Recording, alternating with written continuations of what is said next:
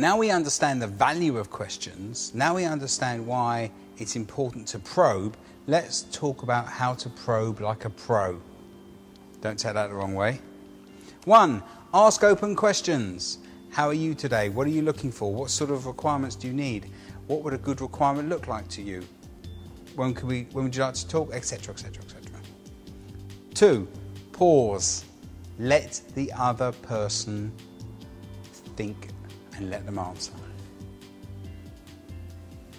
When they do speak, acknowledge. Okay, so what you're saying is that correct? Yes. 4. Use what the speaker has just said to you as the basis or format for your next question.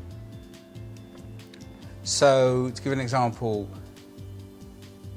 I'll show you a way that we could go through the 4, both sides, and have number 4 as an example.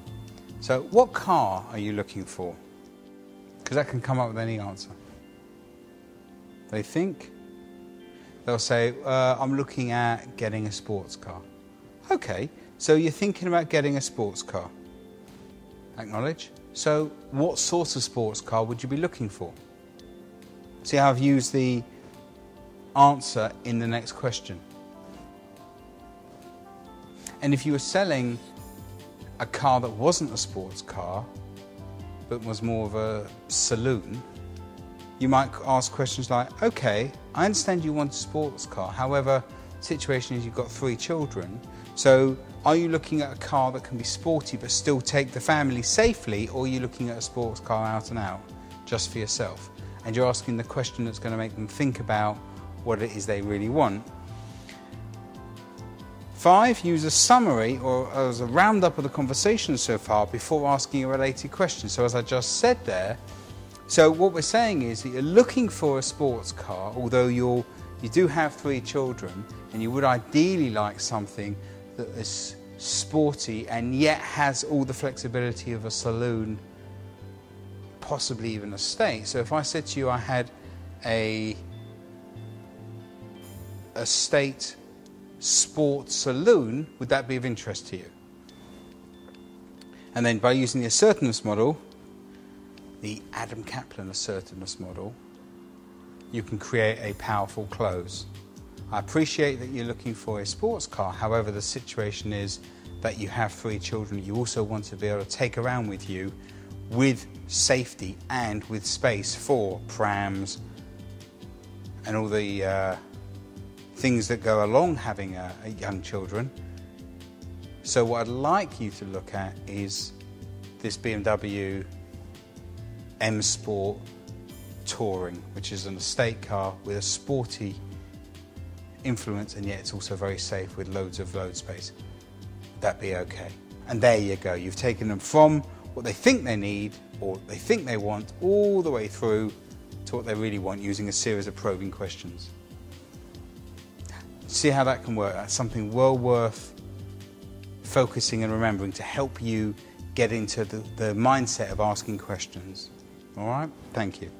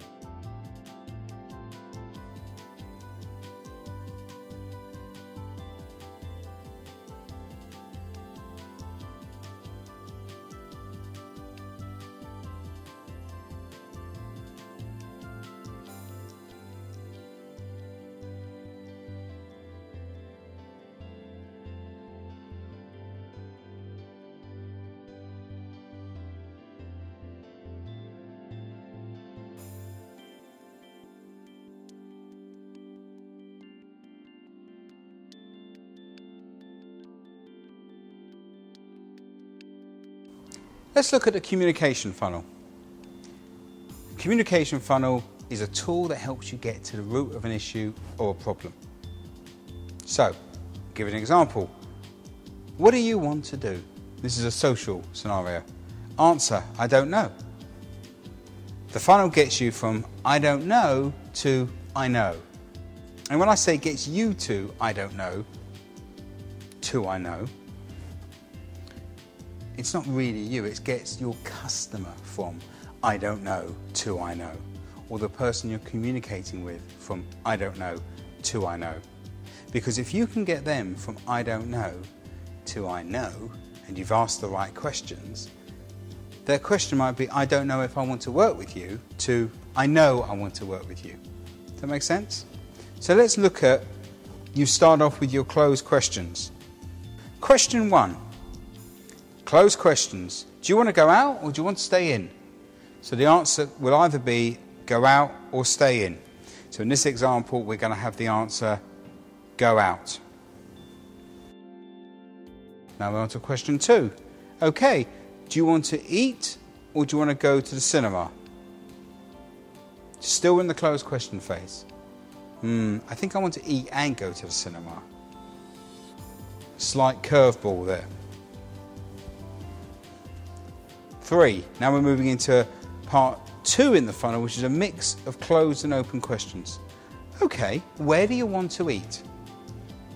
Now, in answer 3, our subject has come up with a question themselves, because in reality people do that.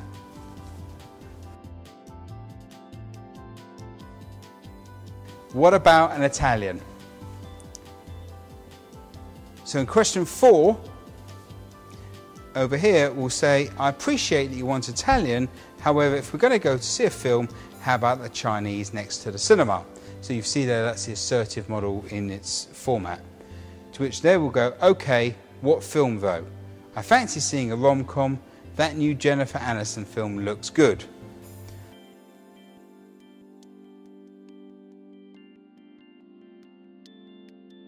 So, question 5, okay, so we'll go to see the rom-com and the Chinese. What time shall I pick you up? And they'll answer 7 o'clock. That's taking it into the confirmation question there.